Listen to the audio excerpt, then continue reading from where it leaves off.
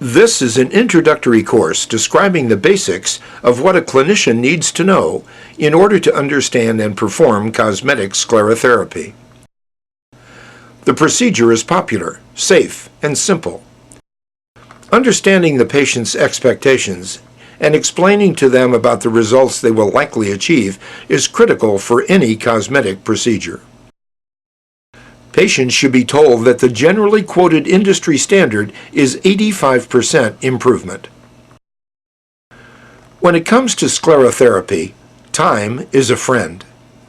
Treated veins fade slowly. Spider veins can take 4 to 6 weeks to fade, while blue feeder veins, reticular veins, respond more quickly, often in just 2 weeks. Because what you see is not always what you've got, a careful assessment is needed on all patients. Up to 20% of the time, small veins are just the tip of the iceberg.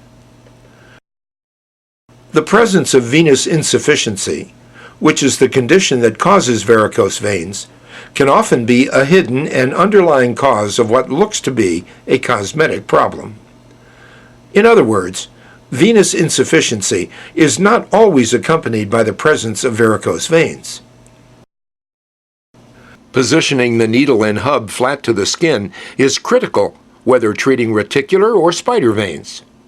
Always use a 3 cc syringe for spider veins. A 1 cc or 3 cc can be used for reticular veins, but the vacuum technique has slightly different nuances when attempted with a 3 cc syringe versus a 1 cc. Brighter, more distinct vessels are closer and easier to see. These make for easier and more consistent access.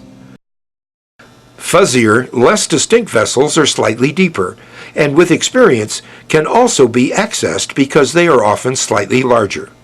The needle should be bent at a 20 to 30 degree angle with the bevel up. Do not overfill the syringe in order to prevent accidentally dislodging the plunger when aspirating. Grasp the syringe at midpoint with the thumb and 2 fingers of the dominant hand. Be sure all air is out of the syringe. Prior to penetrating the skin, place the needle and hub flat and flush to the skin surface.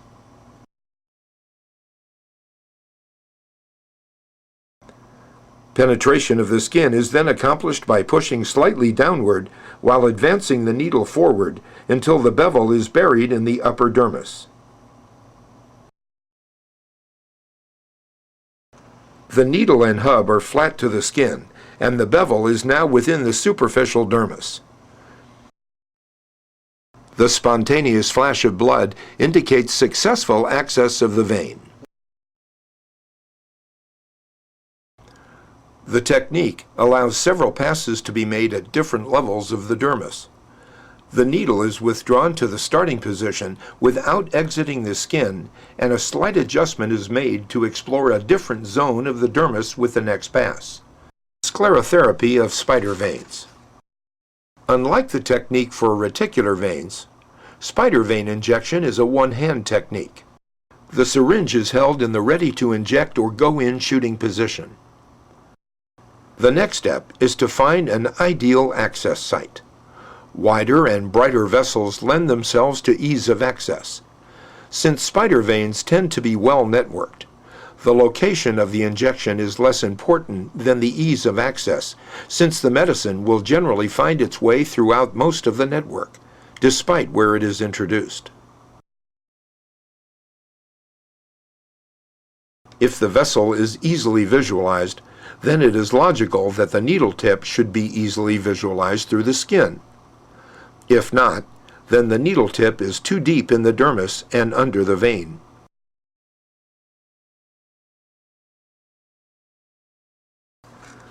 To effectively flush a spider vein cluster, minimal pressure on the plunger is required. If contact with the vein lumen is successful, this amount of pressure on the plunger will be adequate to administer the medication. To review, spider vein treatment is a one-hand technique. The needle and syringe are flat to the skin and held in the injection position.